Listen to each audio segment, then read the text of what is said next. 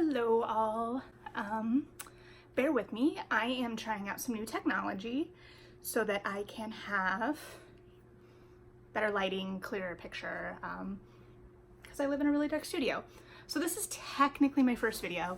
I did a video with my friend Mandy a while back where we talked about Charlotte Bronte's Villette. I'm looking back on my shelf because I have a really pretty copy of it. So we were discussing this book. It is a great video. Mandy is super smart and I love her dearly. And so we always have really great book conversations. But then we haven't gotten together to have our boozy book club since then. But I've missed talking about books. I just haven't had the technology to kind of try out the booktube like I wanted to. So I've updated that, put my old... I actually went to school, I started college thinking I was going to be a telecommunications major to edit film because of the glory days of millennial YouTube in which fan videos really became a big thing. I started watching fan videos for like Buffy, you know, before YouTube even existed and you had to download. Anyway, that is relevant. I thought I would start us off this round with a nice good old-fashioned book haul. Usually I'm too cheap to do book hauls, but I've spent a lot of money lately on books, and so I thought I'd talk about them. And in the future I might do some library book hauls, things like that. I do occasionally blog for some places, so I might wrap that in. I don't know if I want to keep that separate. I also, am, active on the book internet. So I will potentially link below, especially my Litsy. If you guys don't have Litsy, it's a social media for book nerds, kind of like a mix between Instagram and Goodreads. That's just a whole lot of fun. So let's get going. So I guess in terms of the good old-fashioned book haul, many of you have probably seen, if you're hearing any white noise, it's just my air conditioner because I have a nice window unit. Anyway, most of you have probably seen that Barnes & Noble is jumping on the book haul trend with their Barnes & Noble book haul. Generally, titles released that year. My guess is it's stuff that they just have extra stock of in the warehouse, or obviously publishers have created deals with Barnes & Noble because the book haul gets a little bit more buzz. Helps books sell a little better. So I picked up 3 books at the book haul, both as a limit to myself and because 3 was the minimum you had to buy to get the free tote. And as a resident of Chicago, free tote bags are always great to carry groceries and various items with the plastic bag ban, which I am a supporter of. And also, it's just more convenient for me to carry a tote than to get bent out of shape about not getting a free plastic bag that I'm just gonna awkwardly carry it like this. So anyway, bag ban politics aside, I picked up some books. So the first one I picked up was Once and Future, which is a science, from what I've read, obviously I haven't read any of these, well, with one exception yet. So this is a queer sci-fi retelling of King Arthur. I kept wanting to say Merlin because of the popular show that was on way too long ago now, but don't worry because the fan fiction archives are still very active if you have a craving for that. Anyway, so I'm very excited about this one. I've been seeing a lot of buzz. I've been meaning to pick it up or read it, and now I have a copy. So there's that one. I got The Tiger at Midnight. I honestly don't know a whole lot about this one. It's gotten some buzz online. I know it's fantasy. I think there's a romantic element to it. And honestly, I kind of want a romantic fantasy. I don't know how other people are, but I generally like to have a book waiting in the wings for any of my potential cravings. So I like to have a romance novel lined up. I like to have, a literary fiction. I like to have a young adult, a historical fiction. I like to have all my options available. So there's 2 of them. And then the third one is also a YA, because their YA selection was actually really good. And that is With the Fire on High, the follow-up novel, the sophomore novel for Elizabeth Acevedo who wrote The Poet X, which is absolutely gorgeous. I highly recommend it. It's obviously beautiful on the page because it's poetry, but I listened to the audiobook as well, and it's gorgeous. You're not going to miss out. Sometimes I worry about missing out on formatting type things when I'm listening to audio, and I'm very strategic about what I listen to, but you won't regret it with The Poet X. It's gorgeous. So I was going to do this one on audio as well, but one, the audiobook was going to expire from the library, and two, I saw it on sale. So I was like, for, you know, like $9, $10, I might as well just pick up a copy. It's got gorgeous, look at this book. Like, this is the actual book. So it's just absolutely gorgeous. And I figure with any of these, even if for some reason I decide I don't want to keep them because of my limited space, I have plenty of little free libraries. There are little free libraries like near high schools where I can pretend to myself that these will go to their audience. So I don't feel bad about that at all, is what I'm getting at. Last weekend, I happened to wander back into the Barnes & Noble. I go to the Barnes & Noble a lot. I go to independent bookstores a lot. I used to be a bookseller as well, so I stop in and see people. I stop in and look at books, you know. And one thing I've noticed, at least in my area recently, is that Barnes & Noble has expanded. It used to be they'd have like a hardcover new releases table that had, you know, 20% off. Obviously those are usually publisher deals. It's not like Barnes & Noble is like, these are the books that I'm going to give a discount to, and these other authors aren't going to get a discount. But those discounts have always been around, but recently I've seen them playing with 20% off on some new paperback releases as well, which is really exciting. Generally I'm pretty impatient and I like to get to things when they're still in hardcover. Obviously that doesn't always work, especially because a lot of one, there's a lot of books, and two, a lot of books now are going into paperback within like 6 months, which I don't hate, because often the minute a book is released, people are coming in looking for the paperback. The general reader often doesn't understand that paperback doesn't come out for 6 to 12 months.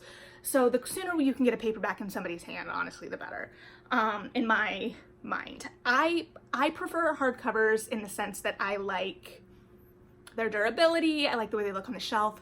Really, it comes down to me being OCD in terms of my books, and I don't like messing them up. I guess that's probably a longer conversation for another time.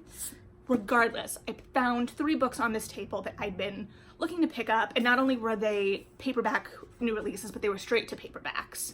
So it's not like I was missing them in hardcover. So the first one I picked up was The Nightjar by Deborah Hewitt, and I recognize I've been inconsistently saying authors' names.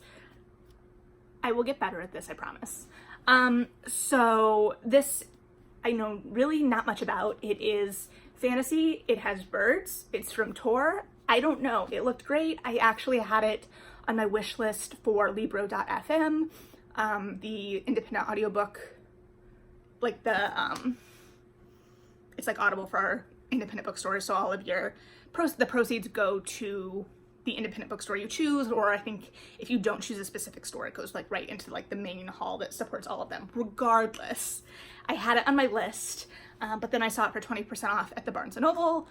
My membership's discount stacked on top of that, so it is a $19 paperback, but it's got deckled edges, it's got French flaps, and it's a straight to paperback, so I can't be super mad about it, and I got a huge discount. So I think it's another one of those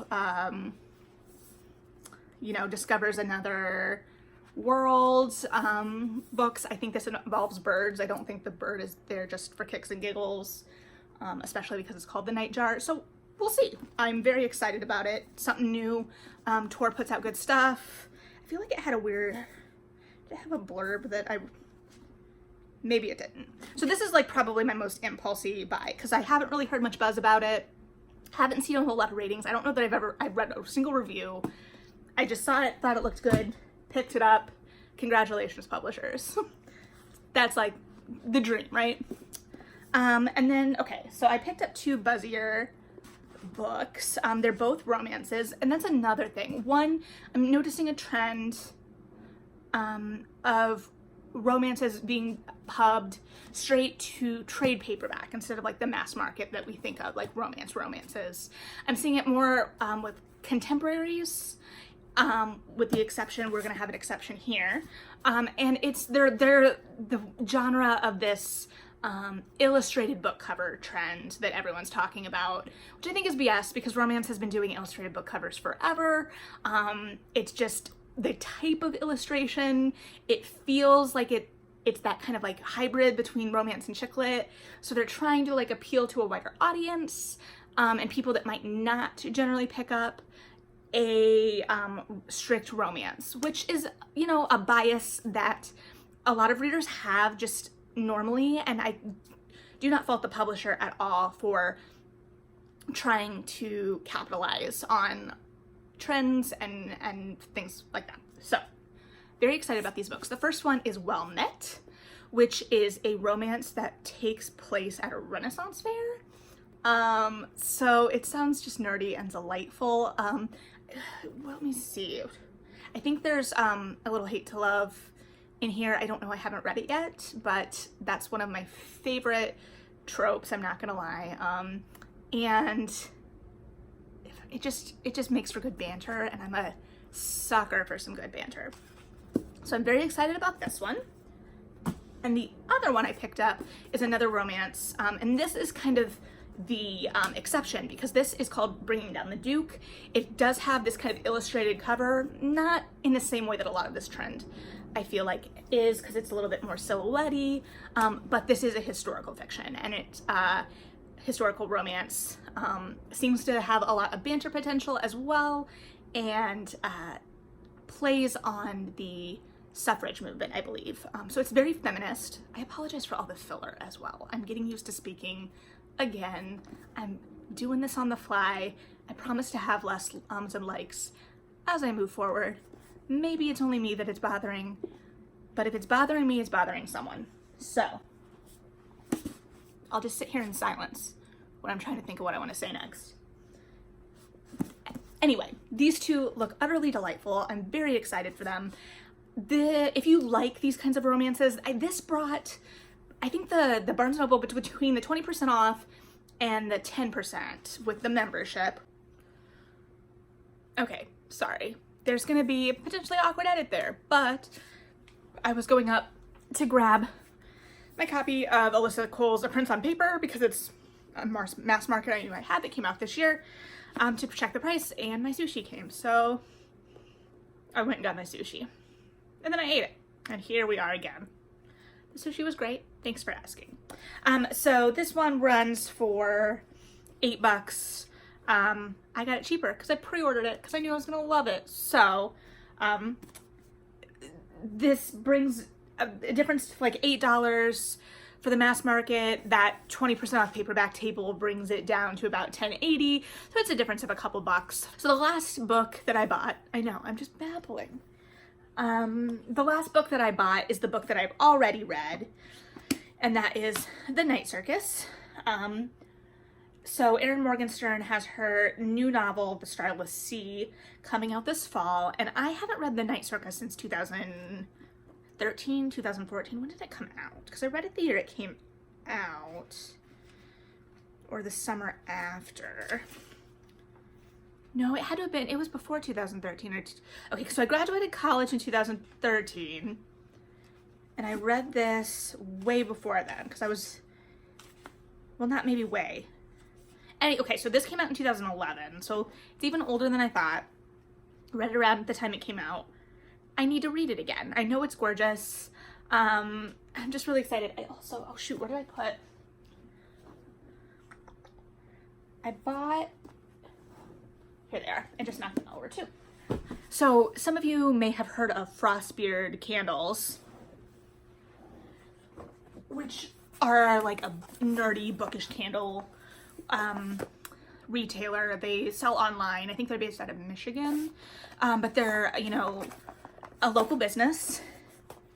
And I bought from them, I've been eyeing their stuff online forever. I'd had them on a Christmas list and I just never got it. So last year they had a discount around Christmas for like 20% off, I think around Black Friday. And they still had their fall scents. That was very hard for me for some reason. And I love fall scents. It was around my birthday. I justified a $50 order, so I got the free shipping. And I ordered Spooky Stories, Pumpkin Juice, and Christmas at the Weasleys, because they did have their Christmas stuff out for Black Friday. And so this year they just had a Labor Day coupon. And so I picked up their Candle of the Month, Back to Wizard School, which is really cute. Which is great, because it's non-branded, I know, for copyright reasons.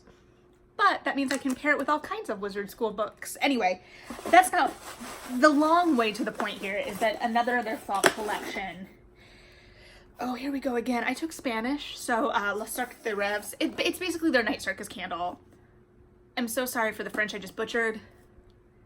I'm sure I will also butcher any Spanish I try, even though I took it.